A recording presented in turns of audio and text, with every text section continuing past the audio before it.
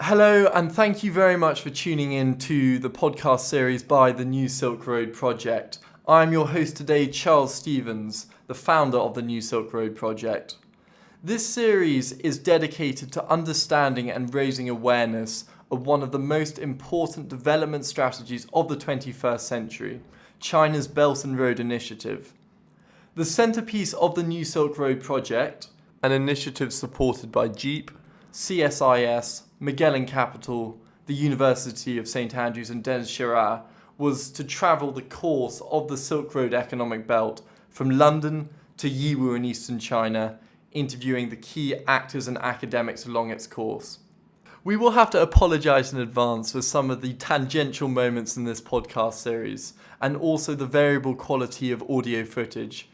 We do hope this series sheds important light into China's growing global presence and the significant changes taking place across Eurasia. Fresh and bright-eyed before the beginning of our journey, we left from the Chinese embassy in London, heading to Rotterdam in the Netherlands, where we went straight up to The Hague to speak to Frans-Paul van der Putten at the Clingendael Institute. He gave us a fascinating perspective on the Belt and Road Initiative from the eyes of the Europeans and the Netherlands. Well, at the Clingendael Institute, I've been here for 11 years, and I work mostly on China, especially the geopolitical affairs in which China plays a role. So the rise of China as a great power and the implications for international relations.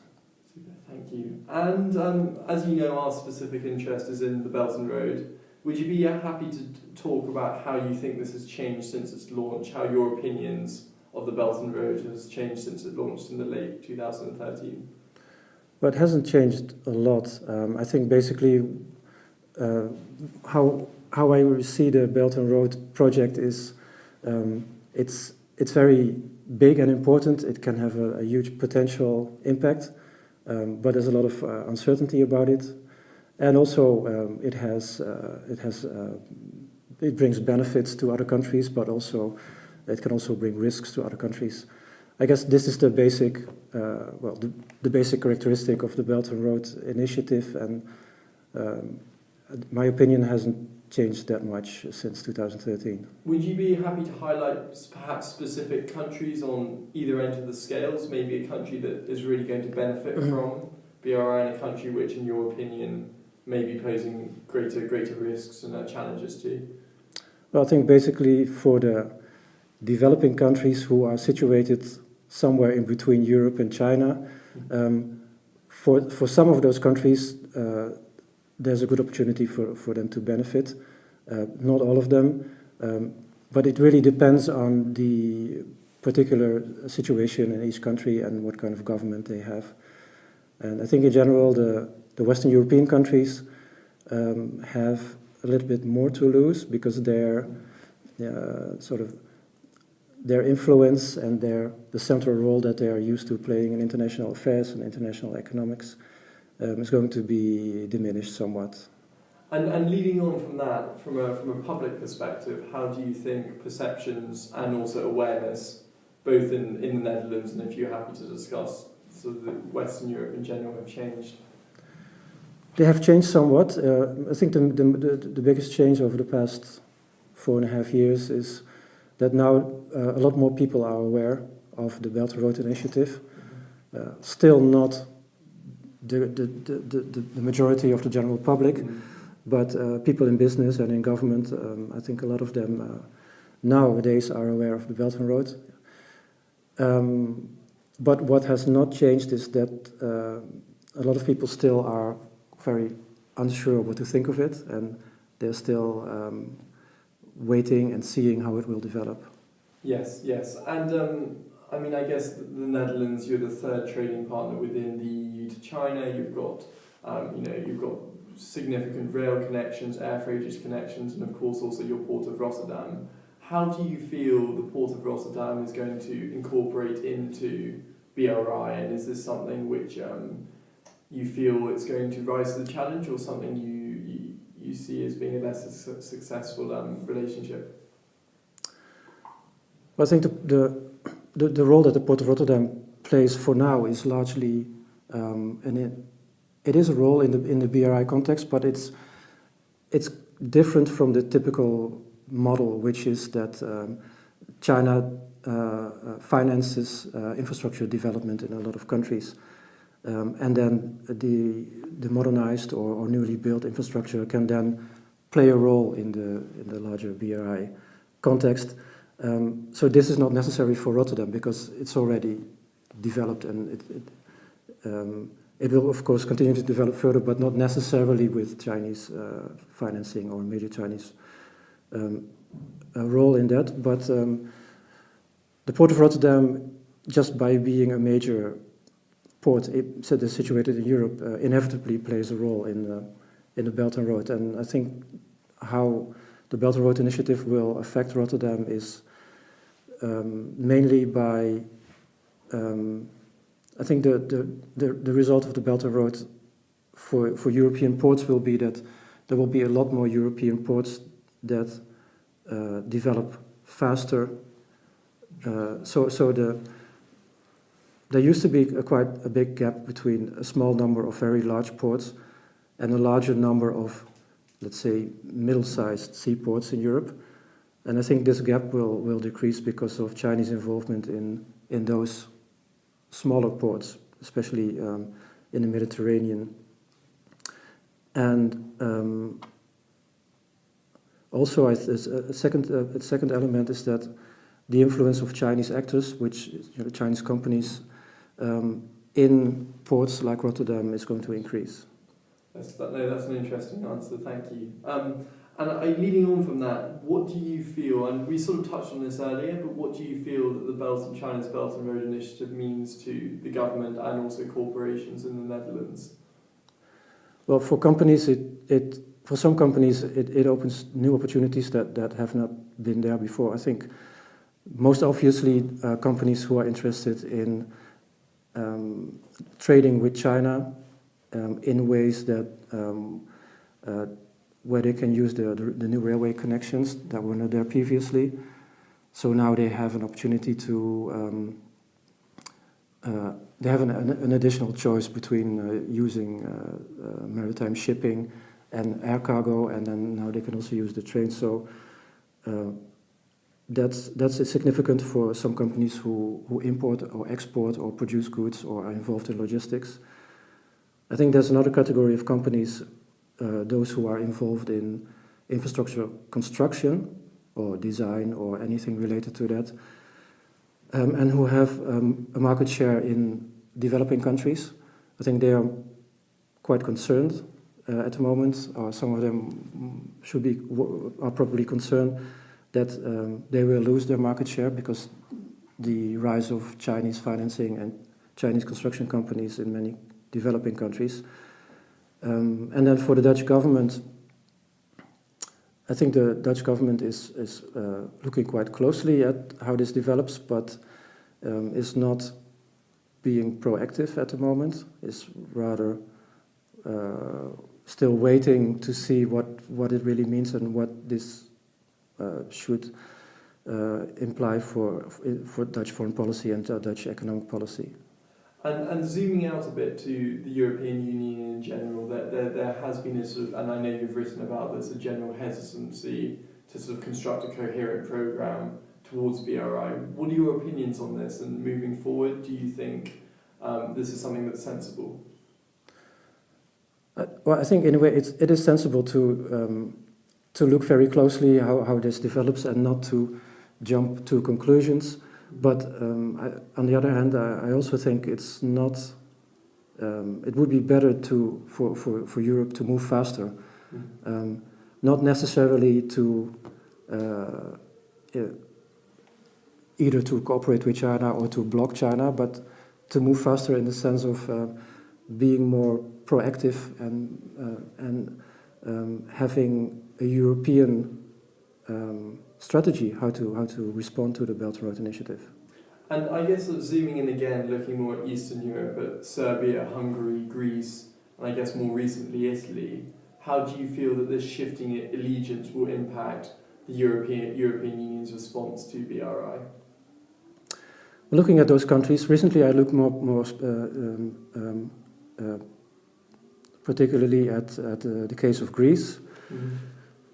A country like Greece, I think, is not really shifting its allegiance, but it's incorporating China into its broader sort of foreign policy calculations.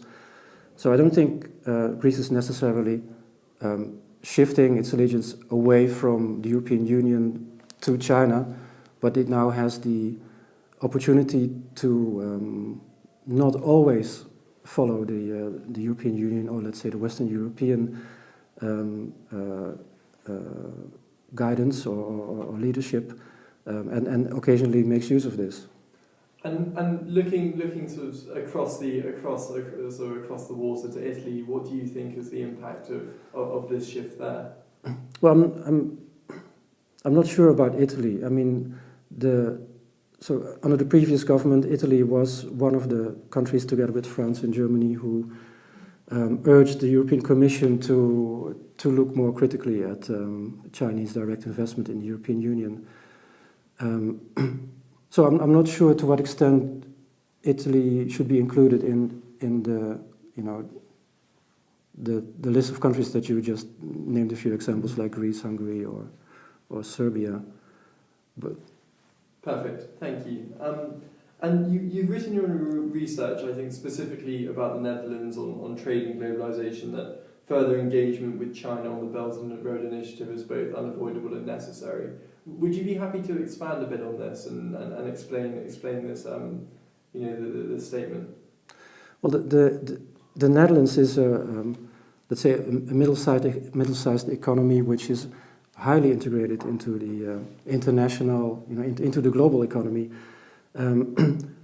So it's for the Netherlands as a nation, a country that is so dependent on trade, let's say foreign trade and foreign investment.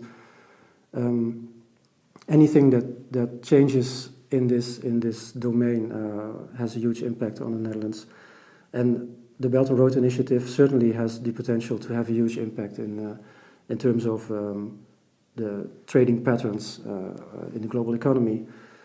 So therefore, it cannot be avoided by the Netherlands. There will be, assuming that China will continue to develop the Belt and Road Initiative, which I think is very likely. It will have a huge impact on the Netherlands in the long term. So it's unavoidable, and I think it's necessary for the Netherlands to engage with the Belt and Road Initiative because it is there, and of course there are still many options how to engage with it, but I think ignoring it, which would be the alternative, I don't think that would make a lot of sense for the Netherlands. And bearing that in mind, with increased Chinese investment and sort of an action in the Netherlands and Europe in general, there's becoming a tension between the more established Western and European way of doing business and then the Asian way of doing business. What do you think the main challenges are presented by this, and how do you think these sort of different cultural shifts can be resolved? I think from a European perspective or Western European perspective, I think the core issue is the fact that in China the government, the state, plays a very direct role in its foreign economic relations, and of course also in its domestic economy. And this, combined with the huge size of the Chinese economy, poses a challenge. Which I think is a big dilemma. There doesn't seem to be really a good way for countries like the Netherlands to deal with this. Trying to change China is not a viable option. So that means that you have to sort of live with China having these characteristics, and you have to deal with them.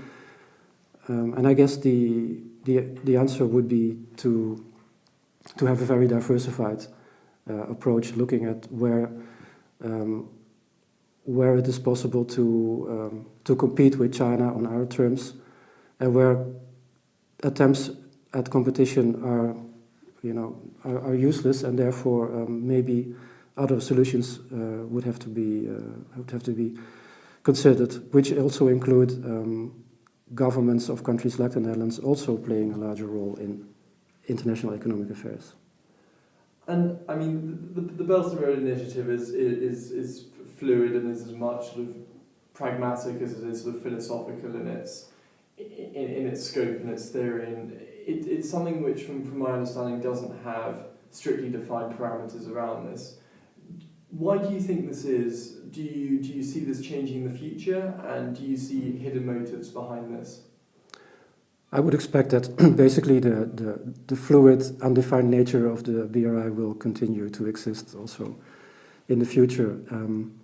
And with regard to hidden motives, well, I wouldn't say really hidden motives, but I think that the Chinese government is quite open in stating the objectives of the Belt and Road Initiative to a certain extent, and I think I think there's a mixture of objectives, and I think some of them are stated more openly, and some others are not stated very clearly. But it doesn't mean that they're really hidden, but they are not necessarily emphasized by the Chinese government.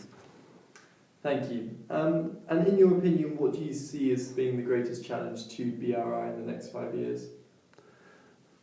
I think a major challenge for the BRI in the coming years is to produce success stories. So, instances of BRI projects that are commercially successful and also that bring opportunities to the host country involved. And I think there's also some other major challenges, like getting Western companies and Western financial institutions to convince them to become more involved in BRI projects. And also, I think from a Chinese government point of view, another challenge would be to convince Western European countries, governments of Western European countries, to more enthusiastically and more openly support and endorse the Belt and Road Initiative. Brexit, of course, is a long-standing issue now. How do you feel that's going to help the EU create a coherent programme towards BRI? And do you see this as a relevant issue or something of the past? Brexit, that is. Well, it could help the European Union in the sense that it now, if France and Germany manage to find a joint understanding on how to respond to the BRI, that will be a slightly easier thing to do without the UK being the third major party that would also have to join this understanding. And then this could be a basis for those two major EU member states to try to convince as many as possible other EU member states to join their approach. And sorry, the second question was? So, and the final question is a very easy one. If you're going to summarise BRI in a single word, what is it to you? Well, if it has to be just one word, it would be change.